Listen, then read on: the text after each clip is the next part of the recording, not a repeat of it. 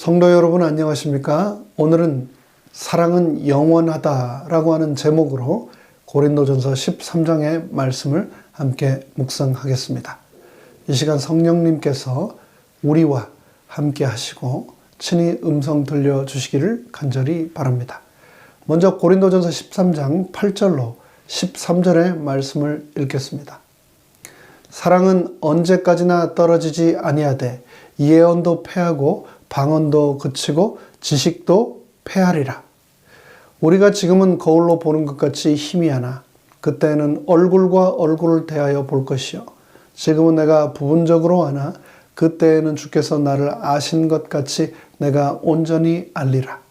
그런즉 믿음, 소망, 사랑 이 세 가지는 항상 있을 것인데 그 중에 제일은 사랑이라. 세월에 따라서 세상 모든 것의 가치는 변합니다. 금의 가치도 변하고 다이아몬드의 가치도 변하고 또 돈의 가치도 변합니다.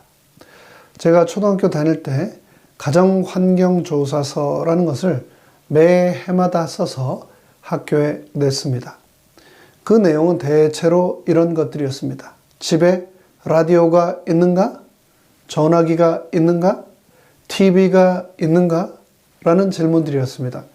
요즘 같으면 약간 웃기는 이야기입니다. 그 당시는 집에 TV가 있고 전화기가 있으면 집안 살림살이가 괜찮았던 것으로 간주되었던 것 같습니다. 하지만 요즘은 많이 달라졌습니다. 집 전화기는 이제 거의 자취를 감추고 어린 아이들까지 손에 휴대폰이 들려있는 세상이 되었습니다. 그리고 벽장만한 TV가 없는 방이 없을 만큼 방마다 TV가 있는 집도 수두룩합니다. 시대에 따라 사물의 가치도 현격히 변합니다. 오늘날 소금은 눈 오는 날 길에 트럭으로 뿌릴 정도로 흔합니다. 그러나 옛날에는 소금은 문자 그대로 하얀 금이었습니다. 콜럼버스 시대에는 또 후추가 금값이었습니다. 그러나 지금은 누구나 그로서리 마켓에서 흔하게 살 수 있는 게 바로 페퍼, 후추입니다. 요즘 주식을 투자하거나 사업하는 사람들에게 시간과 정보는 바로 돈입니다. 그러나 그 대부분의 정보들도 시간이 지나면 쓸데없는 휴지 조각이 되어버립니다. 지금 우리가 생명처럼 귀하게 여기는 것들도 그렇습니다. 천국에 가면 이 모든 것들은 다 무용지물이 되고 말 것입니다.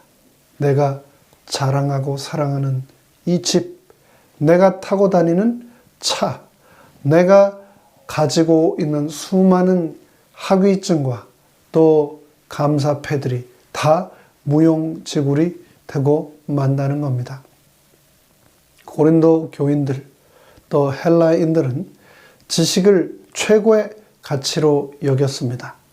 그러나 그런 대부분의 세상의 지식들은 극히 부분적이고 불완전한 단편적인 지식들이었습니다.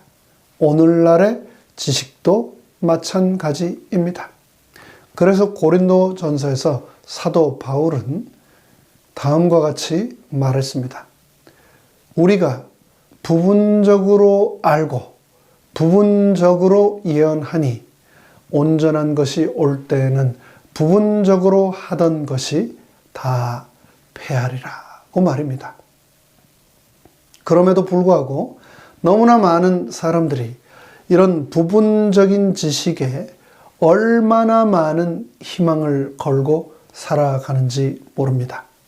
그런 부분적 지식이 우리를 구해줄 수 있을까요? 그럴 수 없습니다. 세상의 모든 것들은 결국 그 가치를 잃고 빛을 잃을 것입니다. 그런데 그럼에도 불구하고 천국에서도 여전히 변하지 않을 것이 이 세상에 바로 단 한 가지 있다고 바울은 말합니다. 그는 그것이 바로 사랑이라고 했습니다. 사랑은 영원하다고 말입니다. 세상의 많은 사람들은 믿고 말하기를 사람은 나이가 들수록 더 돈이 꼭 있어야 한다. 돈이 있어야 사람 대접받고 돈이 있어야 품위가 유지된다고 합니다. 하지만 품위는 돈이나 지식으로 얻어지거나 유지되는 것이 아니라는 사실을 기억하시기 바랍니다. 정말 품위 있는 사람은 사랑할 줄 아는 사람이기 때문입니다. 사랑의 가치를 아는 사람이 정말 품위가 있는 사람입니다. 사랑이 영원하다는 것을 믿고 그 사랑을 실천하며 사는 사람이 진정한 품위 있는 사람입니다. 사랑은 인간의 품위를 결정하는 천국에서의 최고의 표준이기 때문입니다. 지난 한 달간 저는 고린도전서 13장을 본문으로 사랑에 관하여 말씀드렸습니다. 그런데 13장을 마무리하면서 사도 바울은 다음과 같이 말했습니다. 그런즉 믿음, 소망, 사랑 이 세 가지는 항상 있을 것인데 그 중에 제일은 사랑이라. 즉 이 세상에서 사랑만 영원하다. 그러니 목숨 걸고 사랑하자라고 말하고 있습니다.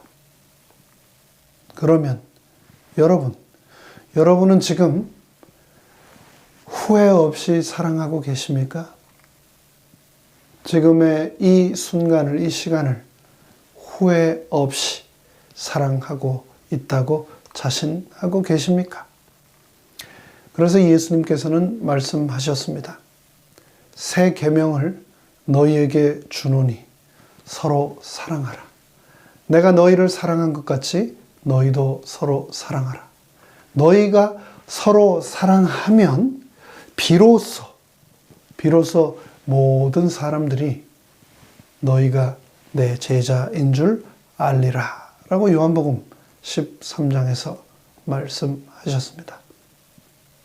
저는 산에 올라가서 아래에 펼쳐진 녹음을 바라보며 무념무상에 잠기는 것을 좋아합니다. 저는 화분에 채소를 심고 물을 주며 가꾸는 것도 좋아합니다. 또 저는 바닷가에서 부서지는 파도에서 생긴 물 한 개 사이를 맨발로 걷는 것도 좋아합니다. 그런데 제가 무척 싫어하는 것들도 있습니다. 저는 할 수 있었는데 하지 않고서 나중에 후회하는 것을 싫어합니다. 최선을 다하지 않고서 그것에 대해서 나중에 속상해하는 것 정말 싫어합니다. 살다 보면 누구나 후회가 되는 일들이 있지요. 하지만 천국에서 우리가 하게 될 그 중에 가장 큰 후회는 최선을 다해서 내가 사랑하지 못했다라고 하는 후회가 될 것입니다. 저희 큰아이가 밑에 두 동생들이 학교 생활이나 친구 관계에서 경험했던 설명할 수 없는 불편함과 아쉬움을 토로하면 동생들에게 늘 하는 말이 있습니다. 누나가 동생들에게 뭐라고 얘기를 하냐면 There is a reason for everything. 다 이유가 있다 라고 동생들에게 말을 하더라고요. 그렇습니다. 내가 이해하지는 못하지만 세상 모든 일에는 다 이유가 있다는 것을 저는 잘 압니다. 비록 후회가 가득한 것 같은 삶일지라도 제가 모르는 하나님의 특별한 섭리가 매 순간순간 우리 삶을 채우고 있는 겁니다. 대총의 목회부장을 역임했던 플로이드 브리스 박사가 쓴 Successful Lay Preaching이라고 하는 책에서 설교자가 단에 서기 위해서 단상에서의 1분을 위해 1시간을 준비해야 한다라고 했는데요. 그 말씀대로라면은 1시간의 설교를 위해서 설교 60분을 위해서 60시간을 준비해야 하고 또 일주일에 2번 설교를 한다고 하면은 2시간, 120시간을 위해서는 120분을 위해서라면 120시간을 준비하는 그런 삶을 살으라고 하는 말이겠죠. 매 안식일 단에서 하나님의 말씀을 전하는 것은 저에게 너무나 큰 특권이며 동시에 큰 도전입니다. 늘 이 사역이 가능하도록 부족한 저를 위해서 특별히 말씀 사역을 위하여 기도해 주시는 성도님들이 계셔서 저는 너무 감사하고 또 행복합니다. 브리스 박사의 조언대로 하나님과 성도들을 충실히 섬기는 설교자가 되기 위해서 늘 제 나름대로 노력한다고 하지만 늘 부족하다는 느낌을 떨칠 수 없습니다. 그래서 휴가나 취미 활동, 운동을 해야겠다는 마음의 여유를 거의 가져보지 못한 채 여태 살아왔는데요. 그럼에도 불구하고 제가 제 나름대로 소확행의 시간을 가끔 갖기도 했는데 그게 뭐냐면 바로 자전거를 타는 겁니다. 오래전 제가 이곳 뉴욕으로 이사 오기 전 한 일요일 해가 뜨기 조금 전 한 6시 30분쯤 집에서 생수병 하나를 들고 자전거로 달리기 시작했습니다. 그런데 한참을 가다 보니 인적이 전혀 없는 자전거 도로 한가운데 레게 머리를 한 흑인 청년 한 명이 비트박스와 오디오 시스템을 셋업하느라 분주한 모습을 발견하게 되었습니다. 너무 이상하지 않습니까? 사람 하나 없고 가끔 자전거만 한 대씩 지나가는 그 길 한가운데 웬 흥을 돋우기 위한, 응원을 위한 비트박스를 그는 설치하고 있었던 걸까요? 그런데 그곳에 보니 터닝 포인트라고 하는 전에는 보지 못했던 한 사인이 그곳에 있었습니다. 그런데 제가 그곳을 지나서 조금 더 달리다 보니 또 다른 사인들이 나오기 시작했습니다. 화장실과 음료수가 비치된 곳이 곧 나온다는 사인부터 몇 마일 지점이라는 확인 사인들이 계속해서 등장했습니다.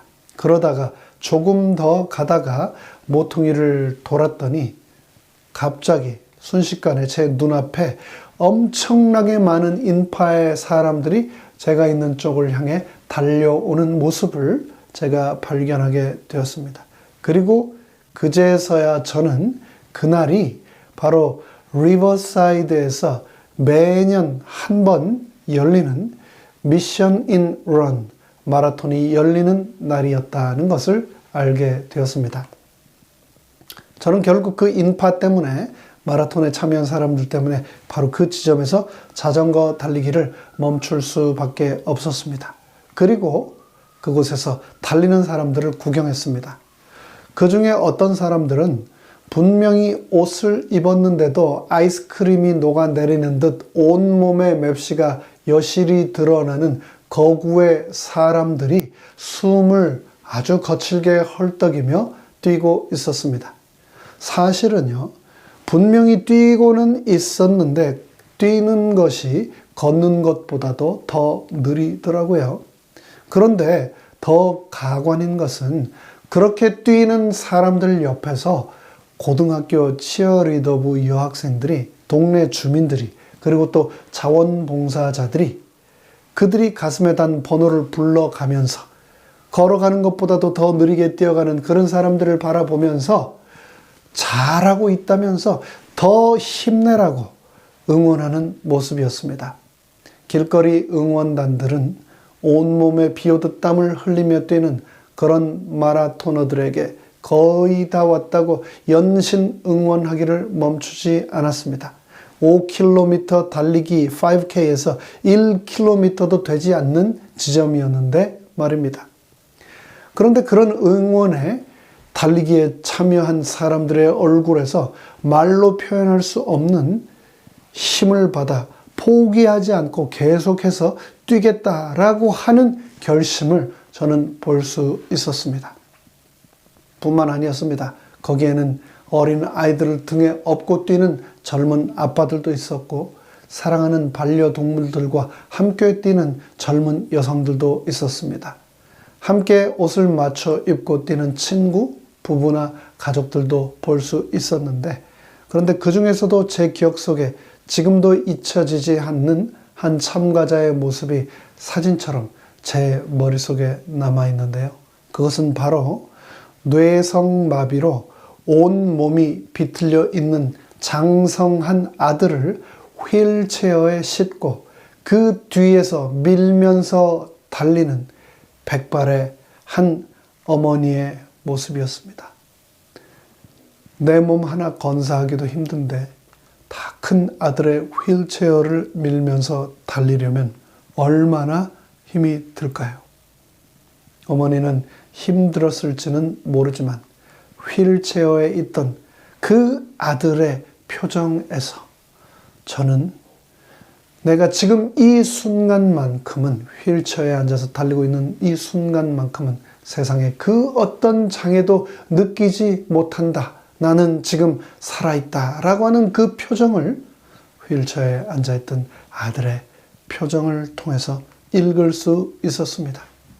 그 휠체어가 지나갈 때 길거리 응원단들은 그 어떤 선수들이 달려갈 때보다도 더 큰 환호성으로 그들을 응원했습니다. 그 모습을 보면서 제가 무슨 생각을 했을까요? 그때 제가 마음속으로 무릎을 쳤습니다. 그렇구나. 저게 바로 신앙의 모습이구나. 신앙은 저렇게 함께 달려가는 거지. 천국을 향해 달려가다 보면 언덕도 나오고 또 땡볕에 목이 마르기도 하고 숨이 가빠져서 포기하고 싶고 주저앉고 싶은 생각이 들 때가 있습니다. 그럼에도 불구하고 걷는 것보다도 더 느리게 달릴지라도 그 모습을 보고 옆에서 힘내라, 잘하고 있다, 거의 다 왔다 라며 서로 격려하고 응원하는 곳, 그러면서 함께 달리는 가족 같은 사람들이 모인 곳, 그것이 바로 교회 아닙니까? 천국을 향한 이 레이스를 마치지 못할까봐 혹 염려되십니까? 이 경주가 끝나기까지 내 곁을 떠나지 않겠다고 약속하신 하나님의 약속을 믿으시기 바랍니다. 창세기 28장에서 말씀하지 않으셨습니까? 내가 너와 함께 있어.